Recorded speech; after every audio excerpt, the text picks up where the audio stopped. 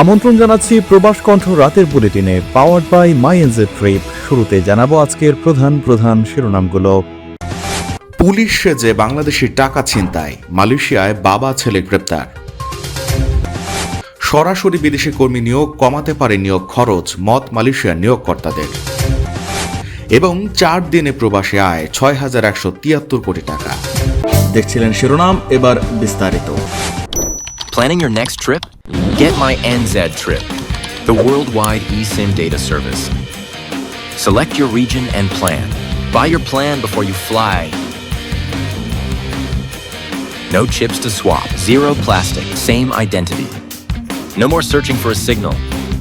Affordable access everywhere you go. Global signal in seconds. Try my NZ Trip. Connect across the globe instantly. মালয়েশিয়ায় police পরিচয়ে বাংলাদেশের এক নাগরিকের টাকা ছিনতাইয়ের অভিযোগে বাবা ও ছেলেকে গ্রেপ্তার করেছে স্থানীয় পুলিশ। বৃহস্পতিবার মেলাকা টেঙ্গা জেলা পুলিশ প্রধান অ্যাসিস্ট্যান্ট কমিশনার ক্রিস্টোফার প্যাটিট এই তথ্য নিশ্চিত করেছেন। পুলিশ জানায়, গত রোববার এক বাংলাদেশি প্রবাসী সাইকেল চালিয়ে যাচ্ছিলেন। সে সময় অভিযুক্ত 2 ব্যক্তি নিজেদের পুলিশ পরিচয় দিয়ে তাকে থামান। তল্লাশির নামে তারা ওই প্রবাসীর ব্যাগ চেক করার অভিনয় করেন এবং ব্যাগের ভেতর থাকা 720 রিঙ্গিত নিয়ে দ্রুত পালিয়ে যান।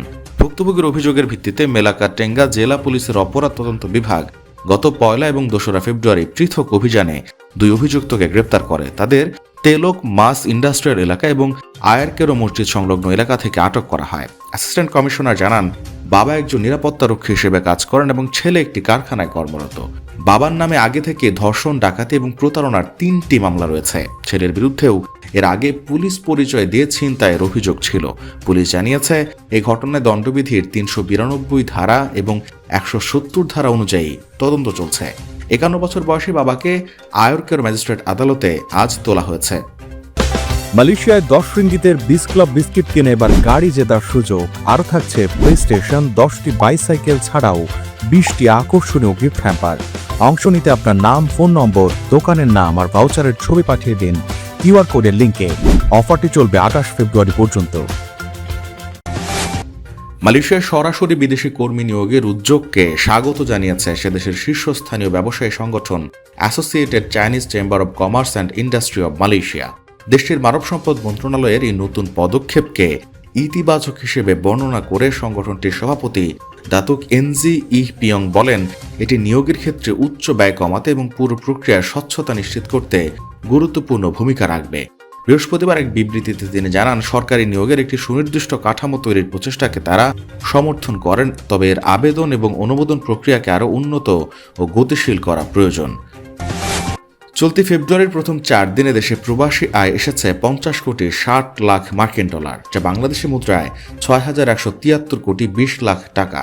এর মধ্যে বুধবার প্রবাসী আয় এসেছে 2,196 কোটি টাকা। বৃহস্পতিবার বিকেলে বাংলাদেশ ব্যাংকের মুখপাত্র আরিফ হোসেন খান এই তথ্য জানিয়েছেন। আরিফ হোসেন খান বলেন, গত বছরের ফেব্রুয়ারির প্রথম 4 দিনে প্রবাসী আয় এসেছিল 42 কোটি 20 লাখ ডলার। এ সময় প্রবাসী আয় বেড়েছে 19.80%। অন্যদিকে চলতি অর্থ বছরের 1 জুলাই থেকে 4 ফেব্রুয়ারি পর্যন্ত মোট প্রবাসী আয় এসেছে 1,993 কোটি 90 লাখ ডলার। অন্যদিকে চলতি অর্থ বছরের 1 জুলাই থেকে 4 ফেব্রুয়ারি পর্যন্ত মোট প্রবাসী আয় এসেছে 1,993 কোটি 90 লাখ ডলার। গত অর্থ বছরের 1 জুলাই থেকে 4 ফেব্রুয়ারি পর্যন্ত প্রবাসী আয় এসেছিল 1,638 কোটি 40 লাখ ডলার।